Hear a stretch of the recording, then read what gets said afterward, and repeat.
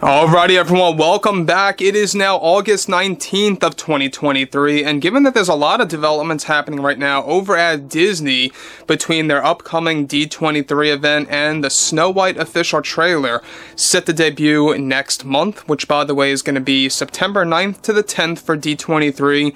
However, there have been rumblings, and we talked about this, that Disney is perhaps looking at a possibility of canceling the D23 event because of it having so few announcements this year, so I'll have to wait and see exactly what happens with that.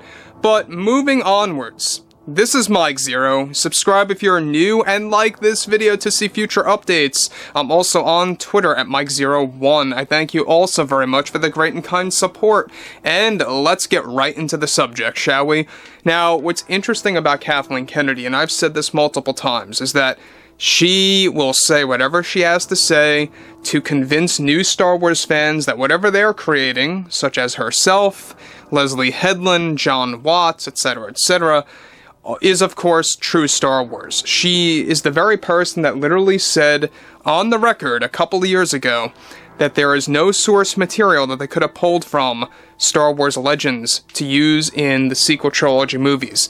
Now, when we're looking at people like Kathleen Kennedy, what's intriguing about Lucasfilm, though, is exactly what the Disney board recently came to an agreement for, revolving around Kathleen Kennedy and multiple Lucasfilm projects that are, of course, related to Star Wars. Now, this is all a result of Indiana Jones 5, the Dial of Destiny, and the box office collapse surrounding that film, and let's get right down to the specifics, shall we?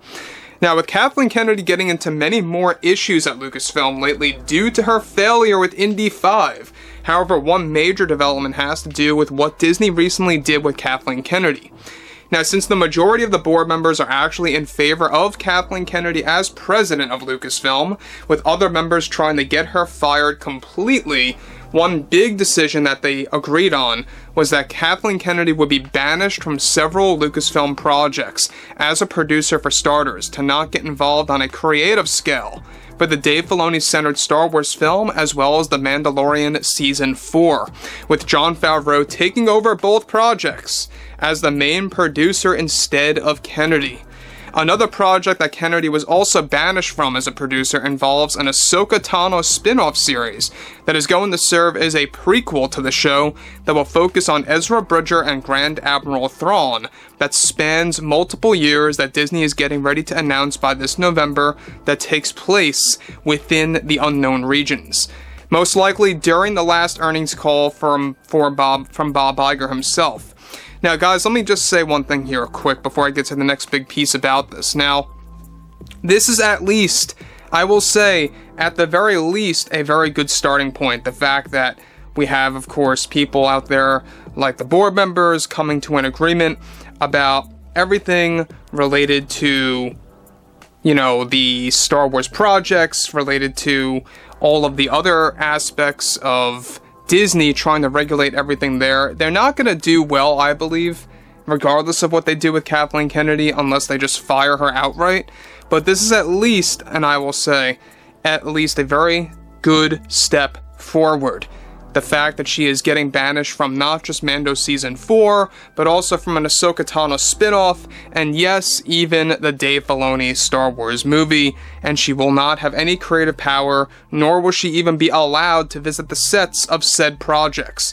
So moving onwards, this is where things get even more involved, is that Kennedy reportedly has been trying to fight these developments that are coming from all board members to help keep Disney afloat, to see and analyze in a more positive pattern if it erupts, with Kennedy not being, of course, the one that interferes with at least a couple of projects that she will be banished from. She will, however, remain in creative power over things like Acolyte, Skeleton Crew, and the Rey movie, along with James Mangold's Dawn of the Jedi. All other projects so far, she has no creative power over as a producer, and was removed as that title, and is also not allowed, like I said before, to visit those said sets of those projects once they begin principal photography. Now, the reason why I say a lot of this is not going to matter in the long run, I don't believe that half of these projects are even going to be made. We know that everything related to Disney right now is that they always prematurely announce projects way too fast. We've seen what they did with the Rian Johnson trilogy way before The Last Jedi even settled into the theaters. We know that also they did the same exact thing with the David Benioff and D.B. Weiss Star Wars trilogy. That fell apart. And let's not forget about all of the other Star Wars films. Kevin Feige's movie, J.D. Dillard's movie, and let's not forget about, Patty Jenkins' Rogue Squadron movie. I mean, the list goes on and on of several Star Wars projects that are prematurely announced that fall apart. This was all Kathleen Kennedy's doing, by the way, and Disney really got very unhappy about that, which is why she's kind of on a leash right now from talking as much and really prematurely announcing said projects as much. And so don't expect too many announcements for Star Wars at this year's D23 for that very reason.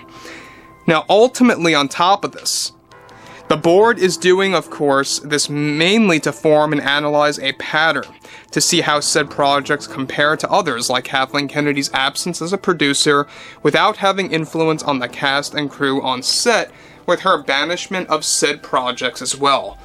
Now, I've said this before, I don't think the Ahsoka series is going to necessarily fix everything in one shot, even if it does end up being a very good Star Wars show.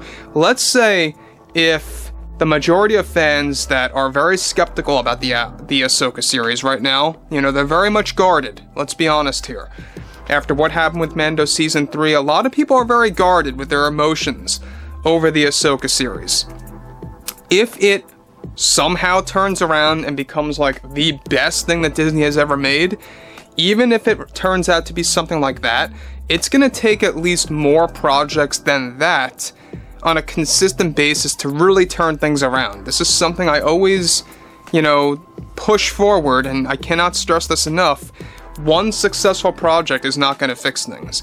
You have to at least have a consistent flow of said projects that are going to really deliver and that are really going to turn things around. And look, at the end of the day, I think that this is a good step forward. The fact that all board members are in agreement over something that somewhat devalues Kathleen Kennedy at the very least by, banishing her from specific sets of Lucasfilm, of specific projects that are currently in development that, anyway, I feel half of those that I just mentioned are going to get cancelled in the long run. I don't see the Rey movie happening. I don't see Mangolds movie going ahead. And I also don't see Mandalorian Season 4, as sad as it is, to even release by the summer of 2025 at this point because of what's happening with the strikes and all. So that's going to become like a distant memory. I think a lot of fans are going to forget about Mandalorian for a while, and it's going to take a real big hit on their viewership, on their audience. So anyway, I would like to hear what you all have to say about this entire scenario below in the comments, and if you guys did enjoy the content for today, make sure to drop a thumbs up on this video to support the channel, and I will catch you guys next time.